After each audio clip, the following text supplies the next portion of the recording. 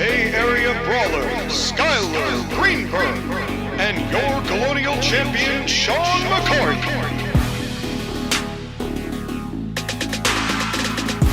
Welcome to the Court Martial Podcast.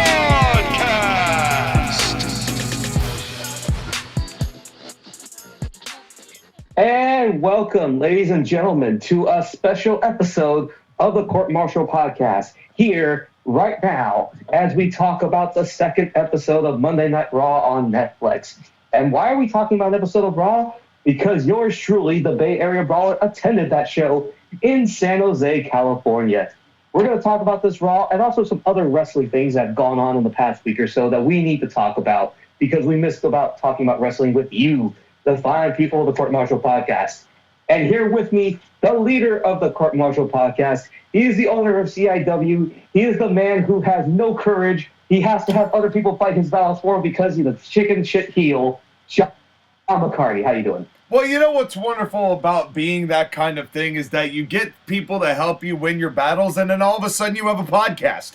And it really doesn't take that much to be a lateral transition from crony to co-host. And I appreciate you being here, Skyler. It's a great day to be in San Jose where the roses are red and the people are. And we have one more person by our side. Tell us who it is, Skyler. Well, it's the owner of TAW. He is the man who has Monster injected into his veins. He is the man who hails to God and officially believes in everything that is great and not great. It is Joshua. How you doing? JoshAgeddon at your service, the editor-in-chief of the Court Martial Podcast. I'm doing great. And notorious elf murderer. You know, JoshAgeddon, I just realized it has become completely full circle that you went from murdering elves who edited the show to becoming the editor itself. Yeah. My, how the turned tables. It feels great. It feels wonderful. Like, I literally ate so many of them that I assumed their role and power.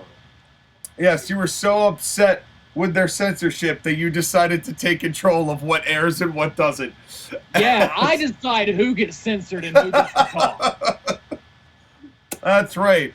Well, we've got a lot to talk about here for this Monday Night Raw that we're recording on the third episode of Monday Night Raw to review the second episode of Monday Night Raw. But I am excited because we have every so often, either myself or Joshua or Skyler actually gets out and touches some grass and goes out and sees some people in the world at these professional wrestling shows, and they're always inherently different experiences. So it's very interesting to hear what the second Raw on Netflix is like.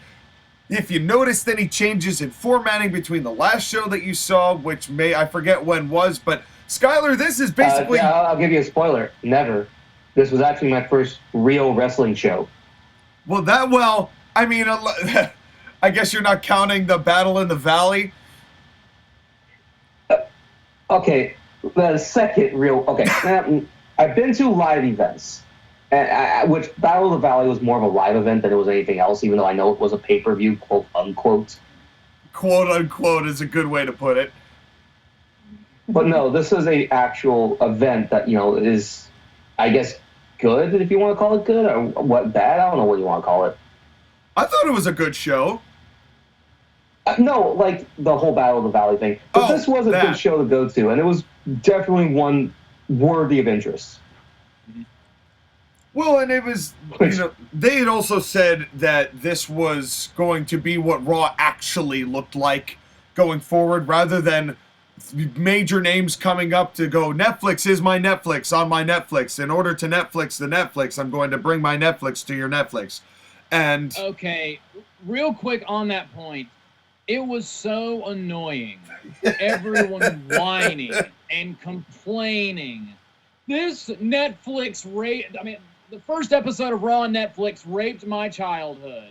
The worst episode of Raw I've ever seen. And I'm just like, where were you during Monday Night Raws from 2017 to 2022? Worst Raw you've ever seen? Are you serious? The most, it was an average episode. It was very overhyped, and there was a lot of, I would love it if Netflix was the top to my bottom. Netflix is my mommy. There was a lot of that. But so many people were blowing a gasket over how average the first episode was, and it was so irritating. Also, Rhea Ripley's better than Liv Morgan. People, they don't, what do you want to call the word, I guess, can never be happy. Yeah, think critically sometimes. And also, people just want something to fight against. I think that's 3/4 of the Raw haters at this point because, even Meltzer, who was trying to, criticize WWE, all he could come up with was stuff that Vince's administration had done years ago. I mean, even though Dave's brain is melting as we speak, but it's interesting as a fan seeing where Raw was. And I mean, truth be told, there was at least some wrestling on that show. Do you remember that episode of Raw? Might have been like the 10th or 15th or whatever, however anniversary, where they just brought people out and they kind of there were 6 in a row and they just kind of waved and then they disappeared. And then there was like a 2-minute match that nobody cared about. And then it was just more old people coming out waving and disappearing. That was the whole 3 hours. And then there was the one episode where the one match was The Miz versus Roman Reigns for the Intercontinental Championship. That was Raw 25, wasn't it? It was. But that still wasn't as bad as the first episode of Raw on Netflix, according to Twitter/X. The only thing that was annoying was being so ejaculatory towards the Netflix executives. But at this point, with the amount of money they're getting and the amount of exposure they're getting globally, would you not do that to the person who is I mean, they had to do that to Tony Khan when we actually thought he had any promise. But at first, we even let that pass then, as annoying as it was then, assuming that it was just the thank you for the opportunity and not that it would become the framework for the entire 5-year program that they would perpetrate. But anyways, we are getting way off track, and I need to talk about the experience of going to the show, if you would allow me, gentlemen. Please do. Yes, absolutely. Take the wheel. So the day of, I left my work roughly about 3:45, and I was in downtown San Jose, and I parked my car. I go take the 10-minute walk from downtown towards the arena, right? Yes. Now, I did not know this when I was going into the show, but people were lining up, and doors was open at about 4 o'clock or so, an hour before the show started. And what I didn't know was that they had a single file line all the way from the arena at SAP Center to downtown San Jose, which is a half a mile walk away. They had a single file line going all the way from the arena to downtown. Wow. That's a ways. You were telling us about it before the show even started, 30 minutes before the show began. That line that you sent us a picture of, that only we saw and we will not share on the internet here unless I remember while I'm editing, that looked like McDonald's where I live on a Friday. The line was wrapped around the line that was already in line around the line that was around the building. Yeah. I waited in 3 separate lines in order to get into this show. Wow. That's some DMV type shit. That's impressive. And, it's actually not that surprising, though, Skyler, because when I went to the Excel Center for when I wasn't filling seats, there was the line of actual paying customers trying to get in, and it wrapped around the building. It maybe not a half a mile, but it wrapped around the building. I mean, we got there early, so that helped. But I'm sure that by the time the actual event started, it was all the way to the back. It's nice to see for WWE because they have a product that's worth watching by a populace at large. Well, the thing, though, I should always mention is that San Jose has always been a mecca for wrestling, and the Bay Area has always been a mecca for wrestling. One of the biggest events in wrestling that San Jose has been host to is the 1998 Royal Rumble, when Stone Cold won his second Rumble, and the second in a row. And again, the Bay Area's been host to Eddie Guerrero winning the world title. It's been host to several other events. It's just, there is a wrestling ground that's really passionate here in San Jose and diverse. You saw all ages, all minority groups, all different types of people that just love WWE, which is so different from what AEW has. What does Well, AEW you don't like have? an audience. You don't like an audience full of just pasty white, stinky Cheeto faced. And by Cheeto face, I don't mean orange skin. I mean like there's Cheetos hanging from their long beards, lived in their mom's basement, and this is the one time in the week that the mom is like, "All right, get out of my house, go see your weird Tony Khan show." You mean you don't like that kind of audience where there's barely an audience? So anyways, I had waited in 3 separate lines in order to get through the show until I actually got in 5 minutes before the show started. That's good timing. Yeah, I Barely. was wondering if you like missed any of the show when you went to go see it. That was the best part, is that my friend said, "Hey, you're missing a match between Pure Fusion Collective," and the second I saw the text, I'm like, "I'm good. I'm good. It's like, all right, I got time. Cool. Sweet. I don't need to see the main event taping." Dude, like that's not like the Pure Fusion Collective. That's not even like the bathroom break match. That's the I want a refund for my ticket match. No, that's Now, unfortunately. Sorry, go ahead, Sean. No, they actually put it on in the exact right spot. Put it on the show before the show to the point where it eases everybody's minds that they're not missing anything before the show actually starts. You're warming up a crowd to be like, okay, we'll try to care about the stuff that's actually on the show. And for the people who are still waiting in line, they're like, okay, I'm not missing anything. And then when the show starts, they're excited because they knew they didn't miss anything. Sorry, Sonya and whoever's with her. The corpse. Shayna Baszler. Oh, Shayna Baszler's. Oh, sad. Yeah, her Shayna Baszler in that group is the equivalent of ROH in AEW. It's just an exhumed walking corpse. But anyways, speaking of walking, though, I had to walk very far in order to get to where I needed to go, and I was at the very top of the arena behind the hard cam, so it was going to be hard seeing stuff. But I got decent pictures. I'm sure if Joshua remembers the edit, I'll send them in. But to start the show, the single biggest pop of the entire night was CM Punk's entrance. That's not a surprise there. Unsurprising, yeah. And you guys can talk about this promo segment. Well, Well, why don't you say first. it, JoshAgeddon? okay. So basically, on this episode, me and Sean obviously weren't there, so we had the TV experience perspective. And he came out, and basically his promo was like, first, I really liked how he started off by directing everyone to send their thoughts and prayers and well wishes to everyone in California that's dealing with the wildfires, and shouting out all the brave firemen. I really like that. And Punk was honestly the perfect person to do that. Yeah. And then we got into, as he put it, the entertainment of the show. Basically was like, it's Royal Rumble season. I beat Seth Rollins. I won a main event at WrestleMania. And then Seth Rollins came out, and I love that he had a black eye. Although I'm surprised that CM Punk didn't have one, because in their match on the first episode of Raw on Netflix, Seth Rollins clocked CM Punk with the GTS, kneed him right in the face. Yeah, he did.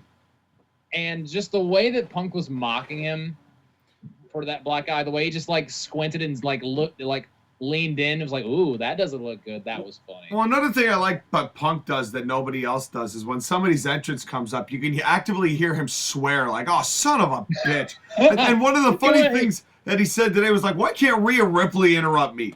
And yeah, that was great. But yeah, then they were arguing, and Seth Rollins is like, my mission is to keep you from your dream, which is the main event of WrestleMania. And then Drew McIntyre's music hits, and then both Punk's like, motherfucker. Oh, it's I love how like just actual reactionary he is sometimes to this kind of stuff. It's just, it feels so much more genuine and so different. Mm-hmm. Why couldn't it have been Rhea Ripley? Why do I have to get interrupted by people I hate? Why couldn't it be Rhea Ripley? Yeah. I love it. He said that on the microphone loud enough that even though people were singing the Seth Rollins song, which was the second biggest pop of the night, Yeah. it was still funny to listen to CM Punk in despair as his nemesis comes to the ring, or one of his two nemesis. One of his many nemesi. Yes. And then Drew's like, you're making a gigantic mistake, or blah, blah, blah. And Punk's like, fuck you, Drew. Come Well, what the fight promo me. was is that Seth Rollins was like, I hate you. I want to destroy you. That loss was terrible, but I'm not done with you, and I'm winning the Royal Rumble, and I'm throwing your ass out last. And then Drew McIntyre comes out and is like, look at you two being so cute. Aren't you two adorable? Don't they make a great couple? Don't you both understand you're both idiots? We need to work together to beat Roman Reigns. And Seth Rollins like, yeah, and I have to work with you, idiot. And now they're fighting. All three of these guys are having a banner, like, year and a half feud. I want to see a triple threat between these three guys at Mania. Give me that. Well, that very well may be where they're heading with it, although I really don't want to see Punk and Drew interact in the ring for a little while longer. I still think it's a little fast from Hell in a Cell to do that. Yeah, I agree. They should hold off on that. But given Triple H's known love for triple threat matches, I wouldn't be surprised if that is, in fact, what we get. Which it would be good, right? I'm not saying it wouldn't be good. It'd be good. But I personally would rather continue seeing the one-on-one with Punk and Seth that they're trying to do. The only interaction, like physical interaction, I want to see CM Punk and Drew have is in the middle of the Rumble. Right. Because that would be fine. That would be fine. Well, it's but anyway, so Drew goes and says, well, and so I'm going to be in the Rumble, and this is kind of what Rumble season is. It's logical reasons to basically go, hey, me too. All right, we're done. Let's move on. And I'm in the Rumble. That's my promo. Bye. But that being said, the amount of people and the kind of people who have declared themselves for the Rumble, this is going to be a big Rumble this year for 2025. Dude, this Rumble is so stacked. Yeah, it's going to be very interesting to see how it all plays out. And we have and unlike the last, because the last Royal Rumble, the only two realistic options were Cody Rhodes and CM Punk. And before that, the only two realistic options were Cody Rhodes and The Rock. This year, I have no idea who's going to win. They've got a lot of different options they can go with. But doesn't it kind of feel like it's earmarked for John Cena? Maybe. Not necessarily. I don't think he's going to win, but if he does, I won't be surprised. I won't be surprised if he wins either for a one final WrestleMania main event. If anyone eliminates him, it has to be Logan Paul. See, that's the match I want to see. I want to see Logan Paul and John Cena at WrestleMania. I don't want to see John Cena fight for the title. And I also think that he is booked for Chamber. So I wouldn't be surprised if he ends up in Elimination Chamber. Because he gets eliminated at the Rumble, and it's kind of like when Shawn Michaels was desperate to fight The Undertaker again. And this would be John Cena clawing to break the losing streak that he's had. And maybe gives Charles Robinson an attitude adjustment and has a mental breakdown in the middle of the ring. Well, but, he kind of went through all the different ways that somebody his age could win his 17th championship. And he said Money in the Bank, which I don't think they're going to give him, but I bet that there will be a lot of pitfalls of him not getting the title shot like those that he'll go through until he finally does. But I don't know if chasing the title is necessarily what I would do with John for the entire last year, but I don't know. I'm not the booker, and they have taken all of the ideas that we've came up with over the past 3 or 4 years. So I'd be hard-pressed to think of what else they can steal. So they're on their own this time. Having said that, the problem that I had with the opening segment, and this is how you can tell it's really different with TV versus the three guys in the ring. Tell me where the segment ended for you guys on TV. After Drew McIntyre announced that he's going to be in the Rumble, he walked off, and then they started walking off, and then it just went to commercial. So what happened was that it went to commercial, and you have Seth Rollins and Punk, who are basically mortal enemies in the ring together, and they kind of like are looking at the entranceway, and they're kind of like, and then the lights turn off in the arena, and as the lights turn off in the arena, Seth Rollins goes out of the ring one way, and CM Punk goes out through the crowd the other way. Well, I mean, they have to do something, and they're not going to walk out hand in hand together, so at least not yet. Yeah, well, I'm glad they didn't just clasp hands, get some flowers, and start skipping back to Gorilla. So I guess there's like glass half full. I would have liked one cheap shot, just one cheap shot. Yeah, but I don't think they want either of those guys to be full-blown heels or baby faces right now. Yeah. And I think doing a cheap shot, I understand what you're saying, just to have some level of like animosity and confrontation instead of just like, all right, you go this way, I'll go that way. It was good times. But like, I get that. I get that. But I think they want to keep the ambiguity as vague as they can because they want it was just awkward in the arena watching these two guys who are clearly rivals and blood people against each other, and nothing happens between them. But that's beside the point. So they start going through the ads that they do in the show, and then Chad Gable comes out, cuts a great promo as the fans are vigorously telling him he sucks to Kurt Angle's beat. Yes, that was great. And then they go to more ads in between this, waiting for, the commercial and stuff or whatever. And then we get the debut.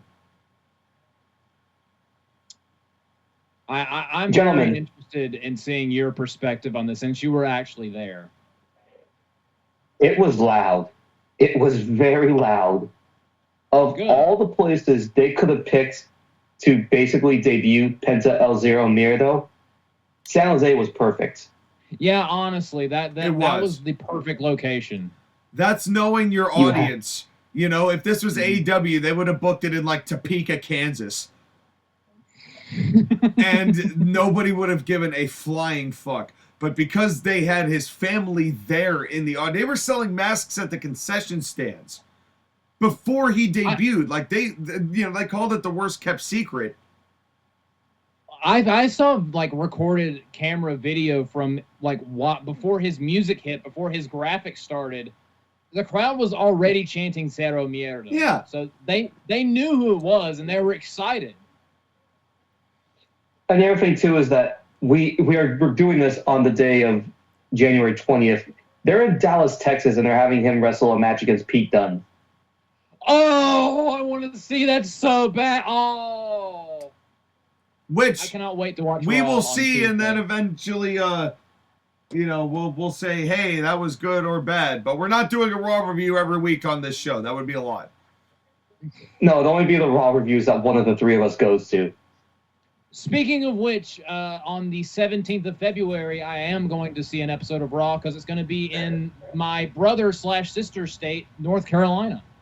So that'll be fun. So we're going to get a review from that, which we will simulcast probably because he is a selfish man who will record things purely and post them very quickly on his own channel before they ever make it here. Thank you, Mr. Editor. You are welcome. That's part of my grand design. Soak up all the views like the selfish little sponge I am. Now squeeze me. That's okay. I'm good. And let me leak on you. But we are also going to review the Rumble while we're on the subject of reviewing things. But this match, first of all, Chad Gable is a wizard. I love Chad Gable. And I really do think that Penta held up his end of the deal. I think he still has to adjust a little bit more to WWE style, but for a straight to main roster debut, you can't nail it much better than you did. Mm-hmm. I agree. This was the highlight of the entire show. Skyler? Well, that's a weird, awkward thing. So it was a little clear that Penta was rusty to start this match, and he had to warm up. But once he did, the thing that surprised me was how long they were letting this match go. Yeah, they gave this time. They gave this apparently, the reports of talent backstage being annoyed or upset that the time got cut and the match went long.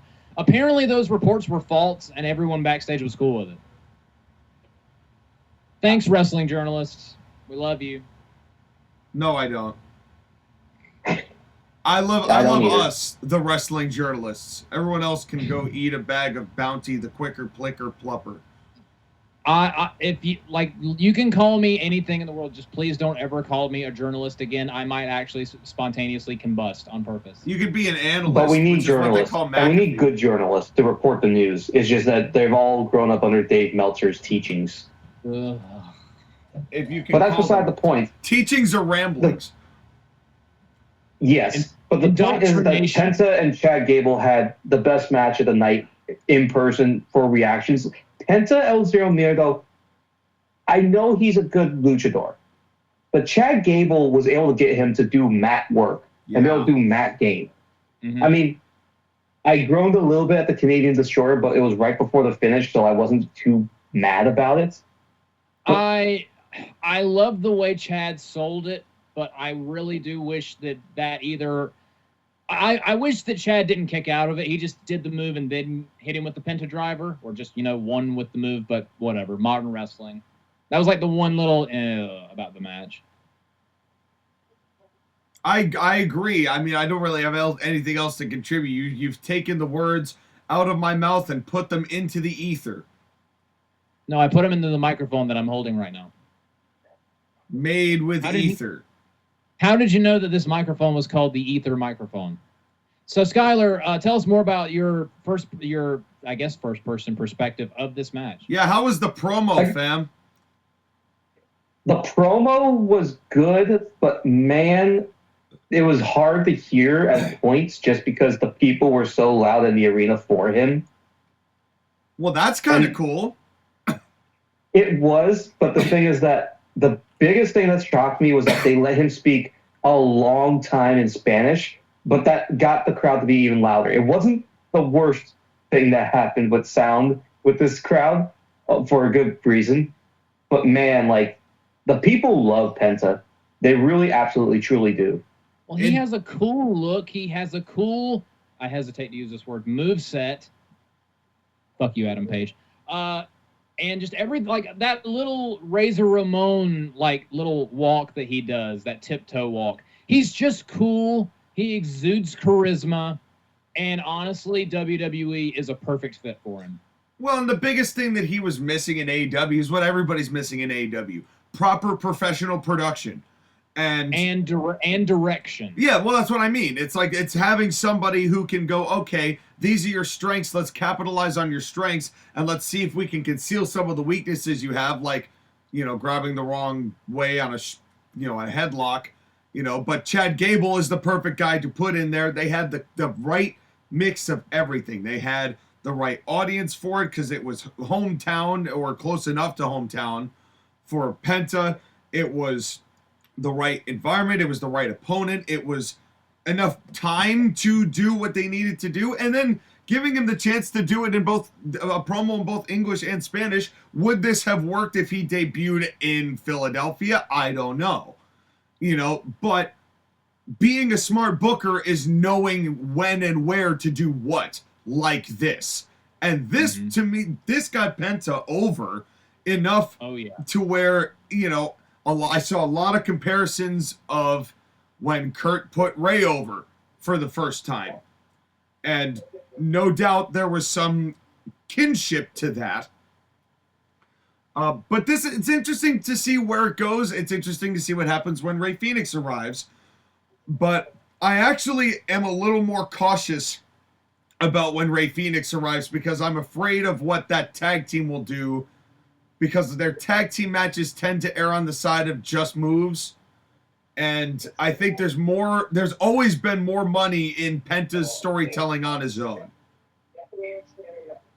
Well, personally, again, I kind of like how Penta by himself was kind of just moves in AEW.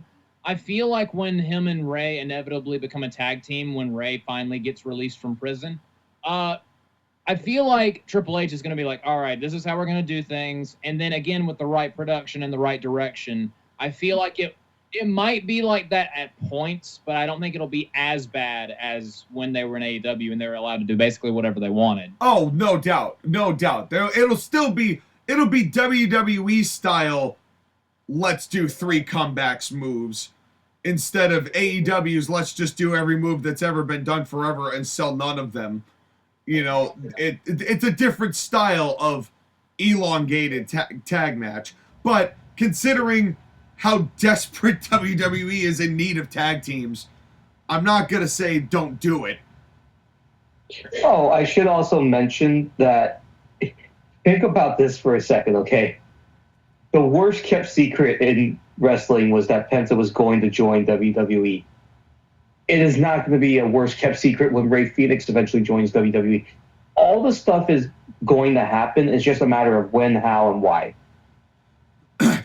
Well, and the case could be made for that for a number of wrestlers now who WWE will go, yeah, well, don't worry, we'll figure something out for you.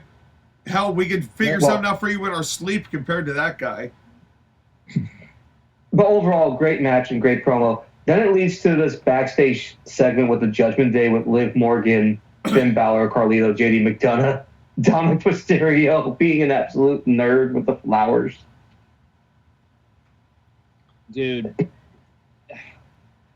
they need after everything that's been going on, especially with how the main event of this episode of Raw ended, they need to either break up or overhaul or change something with the Judgment Day, because Dominic honestly has shown me that he would be a decent sleazy heel, like macho, pseudo macho ladies man heel by himself. He doesn't need JD. He doesn't need Finn.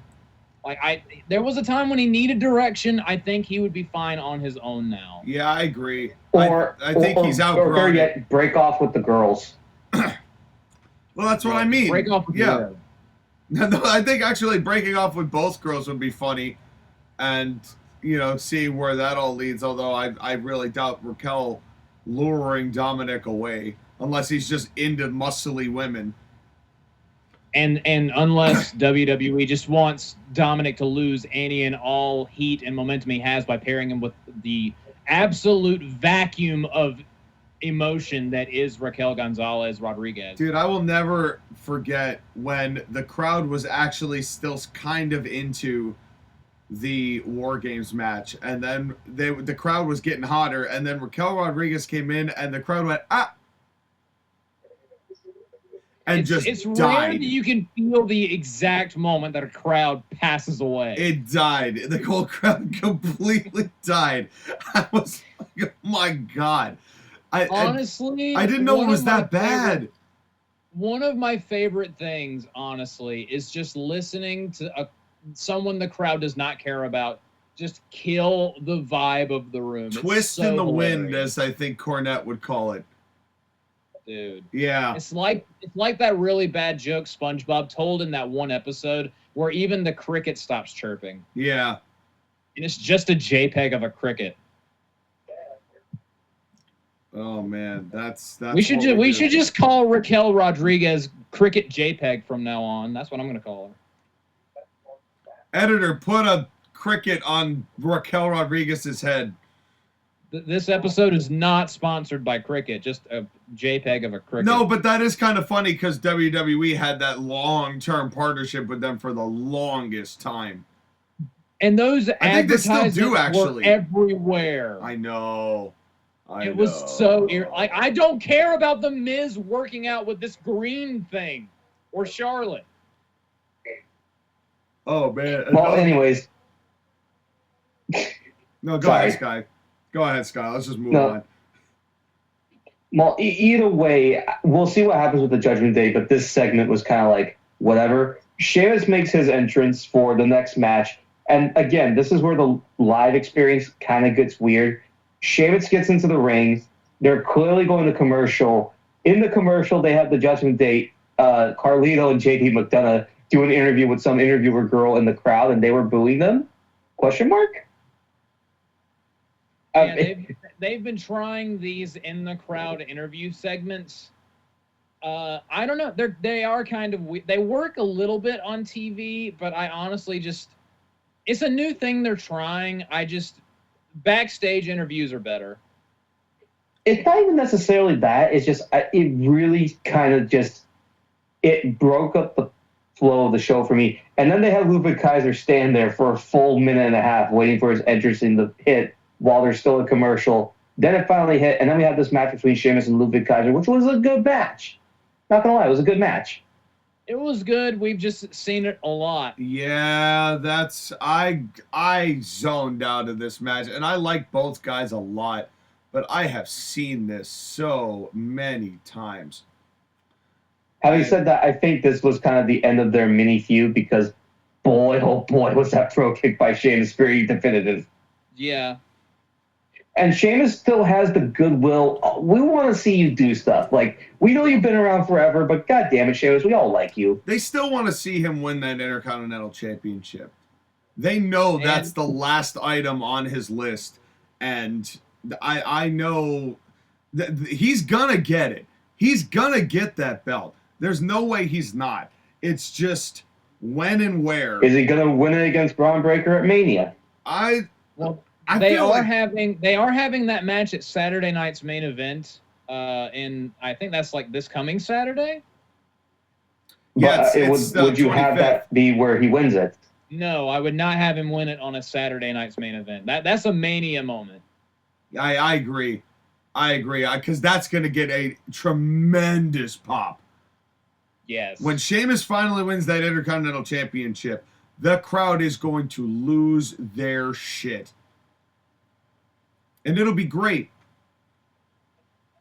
It won't be like when Sheamus cashed in the Money in the Bank against Roman Reigns. Oh, God. And everyone was nearing, just teetering on the edge of, I don't know if I want to watch this anymore. Well, yeah, everyone was already vomiting at the fact that Roman Reigns won. WWE. Yeah, that was a rough time. But anyways, after this match, we get the backstage segment with Seth Rollins where we find out that Seth Rollins is going to wrestle Drew McIntyre the following week. And then as he makes his way to the car, he runs into Sami Zayn.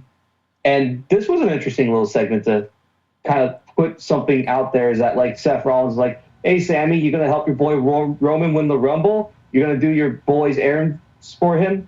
When are you going to wake up that he is going to be a selfish man? He's going to take everything from you. I know that we named we named Drew McIntyre the Wrestler of the Year last year, but Roman Reigns is still the person that WWE revolves around. No doubt. Yeah. Yeah, Cody's like the 1A the top baby face, kind of. Well, because so much of like the storylines revolve around either something Roman Reigns has involved in, something Roman Reigns has done, or just the rippling effects of that. It goes to show of how monstrous his star power is. But I will say as well, it's a testament to WWE that now you have a good number of names you can point to as other attractions. You know, it's not just Roman. There was the time when the only thing of interest on the show was Roman Reigns. Now you've got 6 or 7 different things you can point to and go, I want to see what Gunther's doing. I want to see what Cody's doing. I want to see what Kevin Owens is doing. I want to see what happens with Orton and Seth and Punk and Drew and Rhea sometimes. But the other thing, too, is that all of this is built on the 4 years of Roman Reigns having the belt and beating so many people and it having an effect on basically everybody. Yes. It's to the point where other storylines are happening and other feuds and other matches are happening because of the amount of times that Roman Reigns has beat people for the championship. And because of that, it makes it feel like, and this is cliche to say, it makes it feel like an actual wrestling universe where everybody, even though they may go off on their individual stories or individual odysseys, are all in the same place. Funny that everything feels more canon now to each other, whereas in years past they would reference things that happened, but things would just kind of happen and then they would move on. There's just people throwing gunpowder at each other. Nobody's actually firing any guns. You know, it's as far as canon is concerned, because WWE is undoubtedly right now firing on all cylinders. where previously it was like one guy tossing gunpowder in the air as everybody watched, a la the golden egg from Red Notice. And Dear God. yeah, those were some rough times. Have I said that already today? Yes, you have. I'm so glad that WWE is doing so much better right now. Me too. And Me too. 2024 is the best year that they've had in forever. And I'm so glad we don't have to worry. Me too. No. So anyways, they go to a commercial in the house and the TV. When they come back, they go to outside of Adam Pearce's office, and Karrion Kross is talking to The Miz, and they mention that the Wyatt Six have been moved to SmackDown, so that feud's over. Yeah. Where was it? What was happening in it? They basically had a 6-man match that I think the Wyatt Six won, question mark? No, basically they were having Karrion Kross was basically manipulating The Miz in order to try to get an advantage over the Wyatt Six. Then they had a 6-man tag, and Karrion Kross actually pinned Bo Dallas. But before the Wyatts could get like a rematch or anything, then in this segment they very abruptly announced, oh, by the way, the Wyatts are going to SmackDown. So they never got their win back. So this feud just kind of just abruptly ended. I think they knew that it wasn't going to have that many more legs on it and decided to end it when they could. One thing I want to say real quick, Karrion Kross is really, really improving a lot. Like this master manipulator, Sean O'Hare, devil's advocate thing he's got going on, this is honestly what he needed. This whole puppet master thing that he's doing. I really enjoy it. His promos have gotten a lot better. Because they're letting him be more himself. Yeah. And not just a dark, brooding, my machinations are so Machiavellian and cryptic. He's not doing the stupid cryptic John Moxley shit that he's doing over on Dynamite. He's actually, showing his personality, and it's working. Right, but anyways, the point is that they have Sami Zayn roll up because he was going to talk to Adam Pearce, and Miz and Karrion Kross start giving him the business, and Sami Zayn's like, you know what? My stuff can wait. I'll have a match with you, Miz. And then Miz is like, okay, you're going to help me, right, Kross? And he's like, no. I love how he's just stringing the Miz along and using him whenever he sees fit. And when he was like, yeah, that's all right, we're going to handle this. And he's just like, what do you mean we? And he just leaves. And whenever the Miz is like, I don't want to do this anymore, Karrion Kross just has AOP threaten to kill him. And honestly, we all were like, ugh, Final Testament. Honestly, the AOP works really good as the lackeys, the hired guns for Karrion Kross. They've really gelled as a unit. Yeah, remember we all thought that they were DOA when they first put this whole band of merry misfits together? And now there's a little something.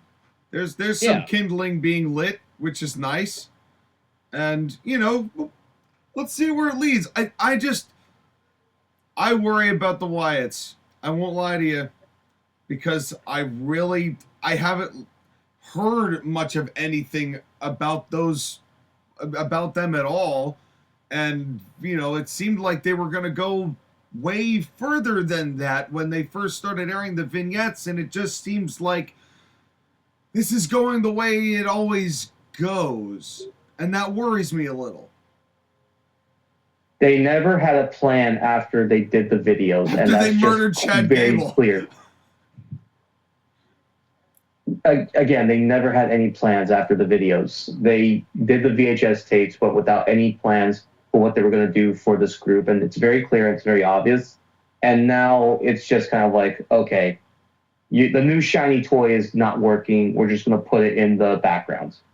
They need to come up with something. Like they don't need to. If it's not going to work, it's not going to work. Well, it was working, and then they just stopped. But the problem was that it wasn't getting over. What they were doing was not... I disagree. The crowd popped every time they came out. They just stopped using them, and I don't know why. There's not many feuds you can have with them. I'm sorry to say. Well, yeah, because like they have a couple factions, but like the main factions are the Bloodline, and they're all preoccupied with other things like Bloodline versus Bloodline. More Samoans. And, yeah, and the Wyatts already went through American Made, and they were going up against the Final Testament, and yeah, like you can only have group versus group until you run out of groups. Well, and you know, they all had motivation at first. I don't see how that motivation has progressed in a way that even would be conducive to having a major feud at this point. And if you do, you've got to get Bo over more as a leader. You can't have him losing to Carrie and then just deporting them to SmackDown. It's just, I don't know. It's just, I worry that that's going to peter out, and a lot of people who are rehired for the sake of trying that are going to either be subsequently let go or they're going to be repackaged again, and none of those people can afford to be repackaged again. Oh God! You know, it's like you look at who it is.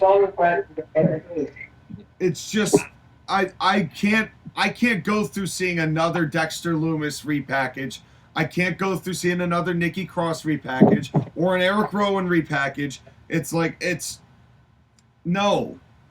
So it's either you gotta come up with something. You gotta figure something out to make this work.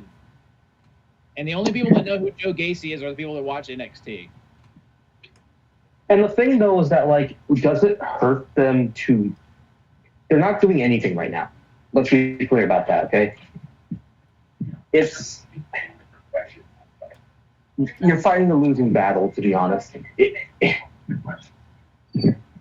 Well, there's a reason why wrestlers get released, and I wouldn't be opposed to these guys getting released. Well, I mean, if you're not gonna do anything with them, then you might as well let them go and just not clog up your roster with people you're not gonna use. Yeah. And that's the other thing too, is that like there's so many people on this roster who deserve a chance to have main roster screen time and deserve the opportunity to work. And I don't hate anybody in the Wyatts. I don't hate anybody in the wrestling business except for a very small group of people, but we'll get to that when we get to that. The point is that a lot of these guys and girls, if they're not doing anything constructive, then just move on from them. Find something else. Find literally anybody else to do new stuff with, because it only hurts the talent. And let them go on the independent scene. Let them do... That gimmick works on the independent scene. It doesn't work in the arenas. Well, and another part of the problem is that, like, the Wyatt thing started in, 2013 in NXT, or 2012, 2013, and then really started when Bray came up in 2014-ish, right? Am I getting the dates correct? Roughly? So the Wyatts arrived on the Raw before Money in the Bank in 2013. I remember this because I was at the beach watching that episode of Raw. Okay, so that's 2013. So we're talking about a 12-year-old with obviously the different people, and this was supposed to be kind of like a tribute gimmick to this original gimmick, but that's the problem. The wrestling fans and what they want and what they're interested in have changed. And I don't think that what made them compelling 10 years ago is compelling to the same flavor of what wrestling fans are after, especially in the era of Seth and Gunther and Punk and Roman and these people really getting kind of the old school style of telling wrestling stories over as opposed to the fantastical. And I think that people are kind of tired of the cockamamie, which as much as the potential was there, I think that Triple H is kind of training the wrestling fan to undo that kind of thinking. And I'm not opposed to that at all. I just feel bad because I feel like these guys had potential and then it just flamed out pretty fast. And I want to believe that they can still rehab them because they seem to be able to pull anybody from any position that they've been and make them somebody entertaining given the right production. But I'm not necessarily full-blown optimistic about the proposition right now I'm being truthful. And again, like I said before, when it comes down to it and WWE's ecosystem and the ecosystem of a wrestling company in general, the fact is that guys and girls should be rotated in and out. People should be given breaks. It's the People nature of the should be given business. time off. People should be given chances to go do things elsewhere. Because wrestling as a business works at its best when people can be cycled in and out of main event, mid-card, tag team, single individual scenes, titles, feuds, so on and so forth. And people should have the ability to move through gimmicks and other things. If this group of people existed in the territory days, it would be seen as hokey because of the nature of the gimmick, but you have a bunch of brooding, tattooed people angry at the world. That's a gimmick that can go through all the territories and succeed in most of them. The other problem, too, is that none of the 5 of these workers are any particularly good. Would you say that any of them are exceptional workers or even necessarily good workers? They're okay, but are any of them like standouts? I think they're all pretty average. Yeah, ring-wise. Bo is, I think, the most talented of all of them, but I haven't seen a good Bo match. I haven't seen a Bo match in a hot minute. And remember, Bo Dallas took a long time off before coming back in this gimmick. Like, he did not wrestle for many, many, many, many years. Yeah. Yeah, But again, this is one of those things where, like, we can bemoan this and bemoan that, but at the end of the day, people should have the opportunity to move in and out. And again, wrestlers need to be moved and recycled and changed out. That's just the way of the business. Well, And it feels like it's going that way. I have a question. What would you guys think about them sending? Because I just thought of this. What would you think about them sending the Wyatt Six to TNA since they have that healthy relationship going? Do you think that gimmick would do better in TNA? Because TNA still kind of does like the hokey stuff with PCO and like with Rosemary. Well, PCO just left TNA with the GCW and broke the TNA Digital Media Championship. Which again, as much as we are warming up to TNA. What is a digital media champion? Just say the social media title, not but whatever. Do you think that like the Wyatt Six would work in an environment like TNA? They would be very good in TNA, especially because they have stuff like Rosemary. It would more suit what their sensibilities are, given like Final Deletion was TNA. Or whatever the Ultimate Deletion, or whichever ones. I forget. There were so many deletions done by so many companies. There was like 50 of them, and they all bleed together. The only good one was the first one. The first one was the best one, without a doubt. And the other ones had their moments, but the first one was by far the best. But to that point, it would be. Oh no! Would that require us to see broken Matt again? And Matt really is broken. If you see that Chris Van Vliet interview, he looks like a gargoyle. And on that point, I saw TNA Genesis today. It was a good show. That Hardy Boys versus the Rascals match was a mess. I believe it. But to answer your question, yes. If you gave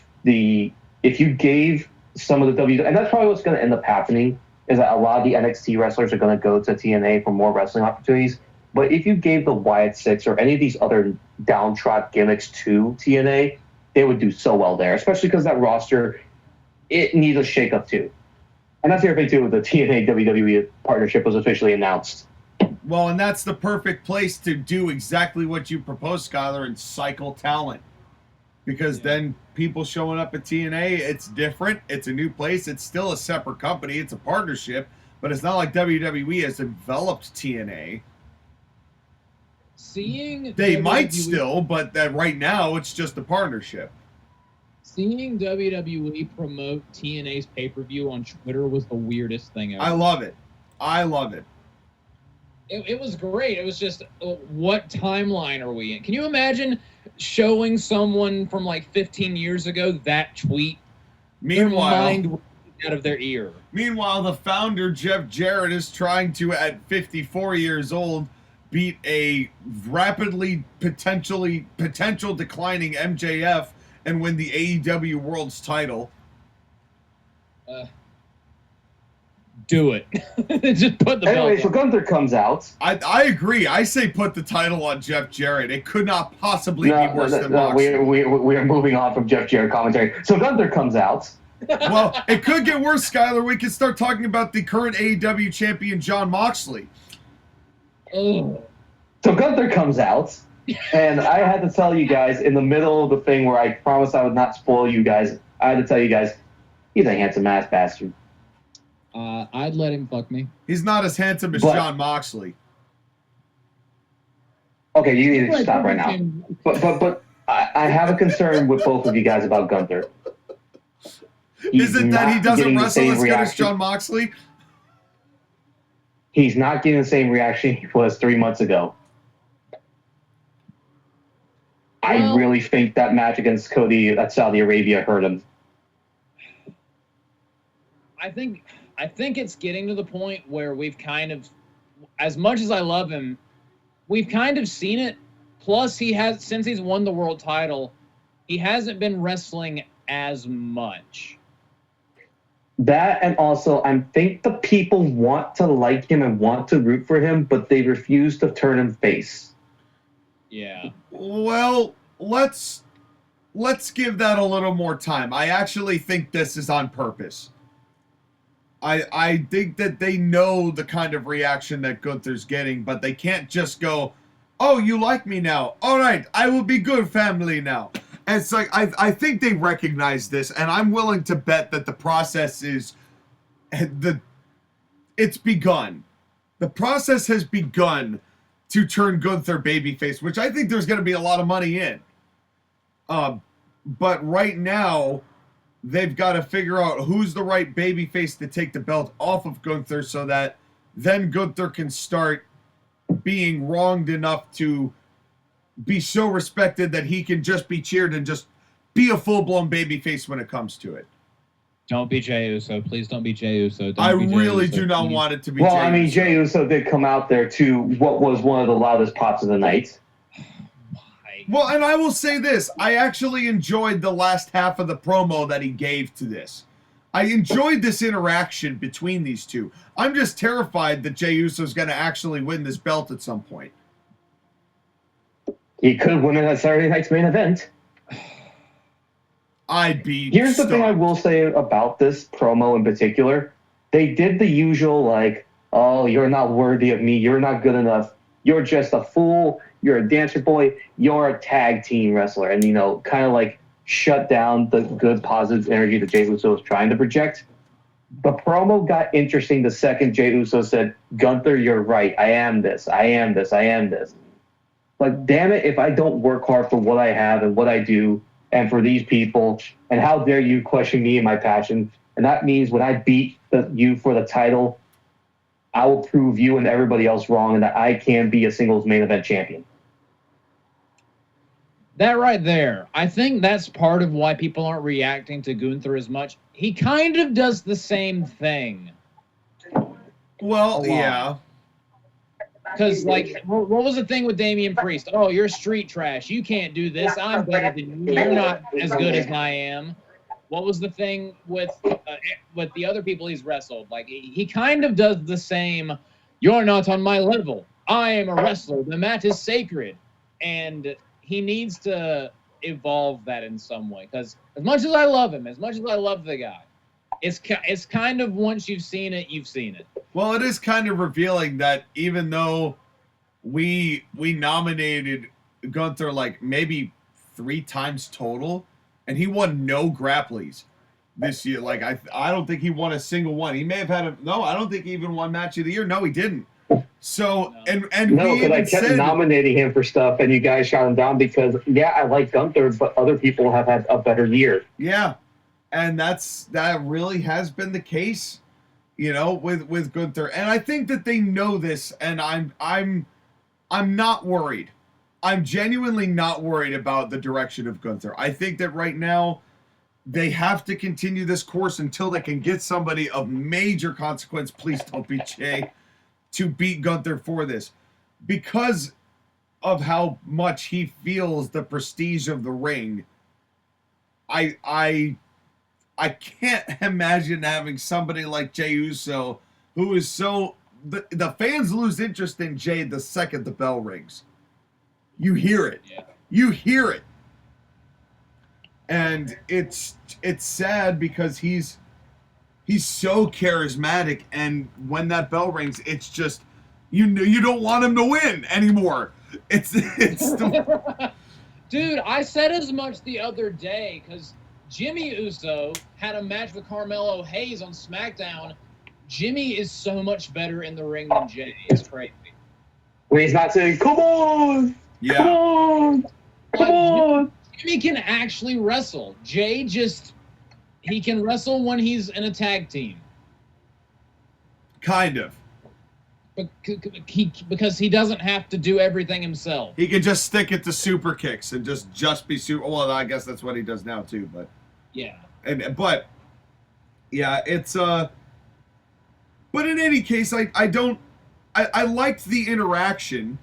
I still want to see where it goes. I just don't want to see Jey Uso win anything. And that's really all I have to say about that. But I still love my boy Gunther. I'm willing to trust the process on this one.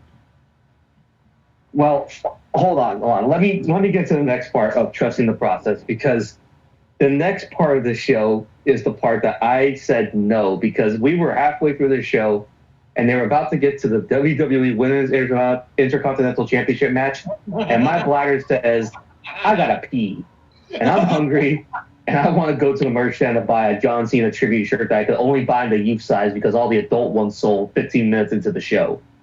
Damn. According to a lot of people that were there, apparently a lot of people got up and left during this segment. Although I was told that the lines were going through by the merch people all the show. Like, there was at least a line of like 50 to 100 people in the merch lines. Granted, there were only 3 places in this whole arena you could buy merch, so that explained it. Yeah, that would do it. Sometimes so I they did set not up see a lot a of single stands, second of sometimes this they match, don't. so you guys tell me what it was like. It was a decent TV match. Again, some of the time kind of got cut because... Hold on. Lyra Valkyria versus Dakota Kai, for people who are not aware. Yeah, Yes. it was good. It was a good TV match, and a lot of people were whiny because for some reason they all wanted Dakota to win. But the problem with that is Lyra Valkyria is a much better wrestler than Dakota Kai. She has way more potential, and I'm sorry, Dakota's just not that good. She's not bad. I don't hate her. She's just kind of sloppy. There are 2 things I remember about this entire thing. Well, 3, actually. The first is noticeably seeing in the crowd just how many people went to the bathroom in this match. Because it was noticeable. It was you couldn't shoot the show around it. That's how many people went to the bathroom. And here I was told that giving the women a secondary title on both shows was a good idea. Yeah, well, and maybe to go, hey, here's your bathroom title. They should go with the bathroom break title. But belt. The second thing I remember is just how much fun I had every time Lyra Valkyria flapped those wings going, caw, caw, and just tickling myself for being an absolute lunatic. And the third thing I remember is a really nasty suplex from the apron from the apron to the floor. Dude, that suplex hurt me. Gnarly. Flat. So it was as safe as you were going to get it, but still, oof. I would not have taken that bump. That's a big oof. I guarantee you they both got the wind knocked out of them. Yeah. That was nasty. Well, it was a pronounced thud that got them down. But then the rest of the match was fine. And Lyra won. Okay. Dakota's finisher should be the... I really like that move where she does a sunset flip, but into a backstabber. She calls it the chiropractor, which is actually kind of clever. I prefer that over a finishing move than that crappy-looking GTK that she does that barely connects half the time. Why? One is way more devastating looking, and that should be her finisher. But I'm glad Lyra won because Lyra's the better wrestler.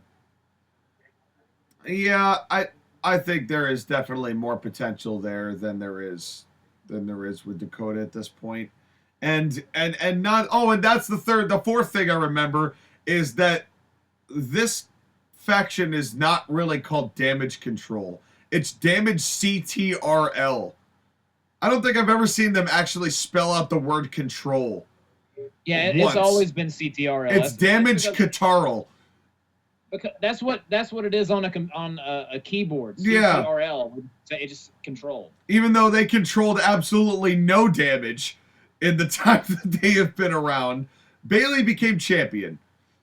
But it was more symbolic why they were named anyway, so it's, My favorite Shadow the Hedgehog move is Chaos Control. Chaos Catarl is my favorite. Chaos Control. Anyway, it was fine. It was fine. There was no revenge guac in this match. No, there was not. 5 stars. Could have used some, though. Yeah. Skyler, how was the bathroom? Again, I didn't see this match, so you guys just, I don't have anything else to say about it. What did you see when you returned to your seat for this fine episode of Monday Night Raw? I mean, the pyro was very loud. I'll give it that. Did they do the fake pyro? Where they just no, this was real pyro. This was real pyro because when I was walking back to my seat, there was smoke going in the stands. That's not a fire. So yeah, you know what? I can relate to that. That happens on some CIW shows occasionally. Yeah. What was annoying was the fake pyro sounds that Damian Priest and Rhea Ripley got, but that's a little bit later. But anyways, we go to the Sami Zayn and Miz match, and at this match, my mind was blown.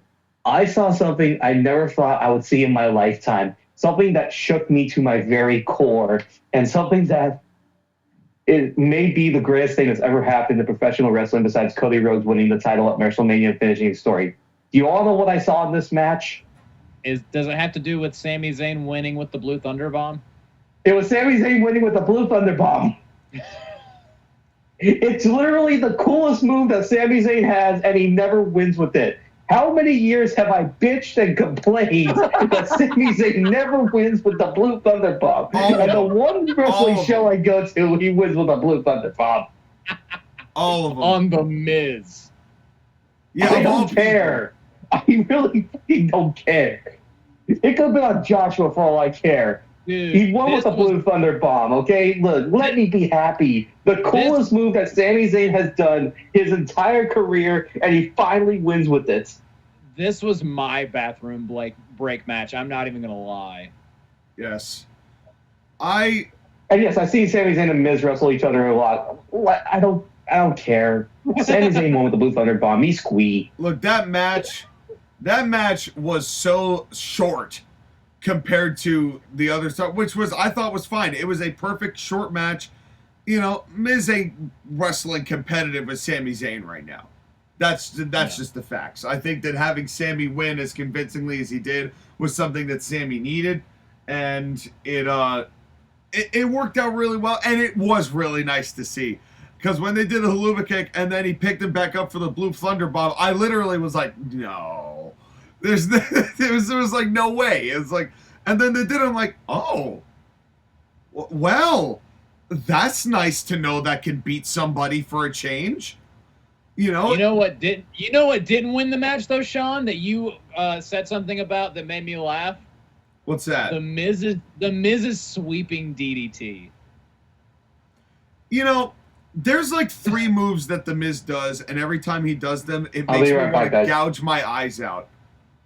As Skyler has gone apparently to his bathroom break here in this episode of the Court Martial podcast, as we have droned on for too long. And now I have forgotten what... The Miz's beautiful sweeping DDT. Yes, there's like 3 moves. Amazing. Every time that the Miz does them, there's like they just drive me crazy. One of them is that sweeping DDT, where his leg just like floats like a raw chicken wing. And I don't understand why it's like that and why he's done it that way. The second is his figure 4, which thankfully he has basically taken out of his arsenal in favor of letting Cody use it. which doesn't help him any and never wins matches. And as a matter of fact, I would like to, in general, see less of the figure 4 like at all until somebody can actually use it to win matches. You know who the last person to use it to win matches was? The Miz. Unfortunately. Yeah, I know.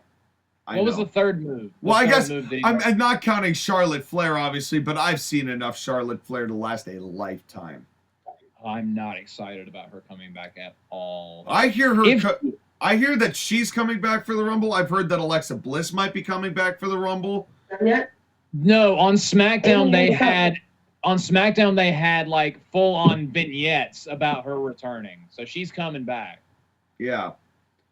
It's if she wins the Women's Rumble, I'm skipping the Women's Rumble. Well, if you're going to watch it live. Pardon me, Robot Nick. May I usually am the one who needs the mushroom tea. Should I get you some?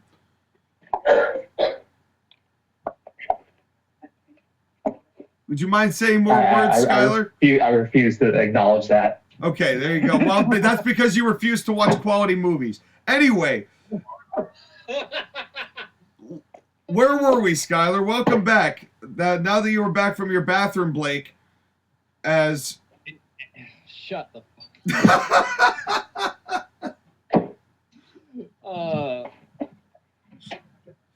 So, what was the next segment, Skyler? Mommy, Rhea Ripley. Well, you guys talk about your love for her. She's great. I'm so glad that she's champion and Liv Morgan is not. Liv Morgan should not have held the belt for that long and actively made the belt less interesting. Yes, Liv Morgan had the best year of her career, but that doesn't mean. And everyone who calls Rhea Ripley Rhea Hogan is an idiot and deserves to be punched in the face. Well, Rhea Ripley can actually wrestle, first of all. Exactly. My point, exactly. Yeah, it's Rhea can work. And, but in any case, Rhea Ripley... But here's the thing. Nia Jax's entrance was deafening. The people hated her more than God herself. Yeah. We could not hear her over the booing. That's a good thing. Unfortunately, we could hear her on TV. Yes, and we wish that we couldn't hear her because of the booing. Her voice, my God. She has the most annoying, droning, monotone Charlotte Flair robot voice of all time. Oh, Charlotte's got more personality in her voice than Nia Jax does. It's like if you took Vicky Guerrero's voice and removed all personality. The sad thing is she's trying, though. She's, like, really trying. You hear that? And that, the weird cheetah outfit she was wearing. Yeah. What? It's like with Naomi on SmackDown a couple weeks ago where she was wearing that weird Panther outfit. What is this trend with women wearing these, like, weird Cruella de Vil, I just skinned an animal and now I'm wearing it outfits? I don't understand. She has the body of Karma and the voice of Chelsea Green. Yeah. But, hey, she got booed. She got big booed. Yeah. And then this thing happened with her and then Bayley, and Bayley got a pop for being San Jose's own, as they are doing a lot more of, here, some wrestlers just like watching our shows, and we just pop them in very convenient places in the audience. You want for when we need them. What's that? Yeah. As, you know, they're trying to at least pass off that, at least they're making it so that wrestling or wrestlers at least are watching their own shows, so they're starting to know what's going on them. Yeah, that is true. So at small points there, at least we know the wrestlers are paying attention. If they don't want to watch their own show, why should we? Yeah, exactly. So that's at the very least. But Bayley came out and then they did this little like mini fight here, and then you know Bayley raised Rhea's hand, but really just kept glaring at the title, and then kept glaring at the title, and then kept glaring at the title. And that was that. You're probably glaring at the title throughout the entire commercial break. You know, it was what you come to expect from these kind of segments. The transfer portal is a super big cop-out for, hey, we really just need to cross-promote for the Rumble, so just, like, let us do this. But at least they're trying to come up with a cop-out. Also, it was made official on the January 20th Raw that Bayley has been moved to Raw. Okay. I mean, she's done all she can do on SmackDown, so... Yeah, that's true. Yes, get her away from Io Sky. Please. True. And Naomi. True. Although I'm not excited to watch Bayley and Nia Jax again. Oh, neither am I. Was the main event next? Yes. All right. Jonathan, you take us home through this main event. Well, it was Yabu, Finn Balor versus Damian Priest in a street fight. And I'm not gonna lie to you. I liked parts of this. I don't really know what's next for Damian Priest. And I really don't know what's next for Finn Balor. And I know that they're marketing Damian. The whole thing is they are marketing Damian. And I'm cool with that. And I think that he's gotten a lot better, but I still think it's just not connecting as much as it possibly could. And I just feel like for all of the people that have come and gone through this Triple H administration, I really feel like not capitalizing on Finn's heel turn at all and making him lose all 3 matches to Damian doesn't make any sense at all. They just buried the Judgment Day. And I don't understand the decision. I understand why they're doing this, but I don't understand why they're doing this. It's like, and trust me, I don't want to see them wrestle each other again either. Before anybody says that, because I don't want to see a 4th. But you couldn't give Finn Balor anything in this for the justifiable reasons he had? They're just content to have Finn Balor lose and lose and lose. We'll give you the tag team titles for 6 months and have you defend it twice, but then you'll be losing and losing and losing. It's kind of like we were talking about with the Wyatts. Just let him go. Yeah, let him have the opportunity to be big elsewhere. They need to break up the Judgment Day. They really need to. And they need to send Finn Balor to TNA because he would feel like a big star in TNA. Look what they did for Nick Nemeth. Yeah, okay? Honestly, I agree. They should send Finn Balor because you can't send him back to NXT for a 3rd time. No, you can't. Maybe SmackDown, maybe. But, yeah, you should probably just send him to TNA because, like, Finn Balor is getting to the point now where he's like, to me, he feels like Dolph Ziggler before Dolph Ziggler became Nick Nemeth. Yeah. You know what I mean? Yeah. Yeah, just let him be the prince to bet again and let him do the stuff that got him over. And as for Priest, I share the concerns with you. He was over, but I don't know if he's talented enough to carry it. He's always going to be a world champion. You can't take that away from him, but man, he needs something new, something interesting, something different. Or just some time away. Not send him to SmackDown. Send him over to the other brand and let him do other stuff over there. Yeah. Honestly, I agree. You should send him to SmackDown because you can't have him go up against Gunther again. He's already lost to him 3 times. Yeah. He lost to him at SummerSlam. He lost to him in the let's do that entire match, including the finish again at Survivor Series. And then he lost the triple threat at Saturday night's main event. So you can't have him do it again. No. But what we can do again is this show when we see the next Raw, which is February 17th for you, Josh, again. And thank you for both of you and allowing me to go and fulfill an interesting show and talk about a really fun time in wrestling, gotta say. Well, absolutely. I just hope that I get a good card. Well, and this is just the beginning, and we will see all of you for the Rumble when we do the Rumble. Yeah. So stay tuned for that, and thank you all for tuning in. And Skyler, why don't you bring us home? Well, to see you all later next time, and wherever you are in this world, just know that you are okay. And we'll see you right after this commercial break. You are painfully average. You are just okay. And if you're not okay, you might be listening to My Chemical Romance. We'll be right back. Oh, God.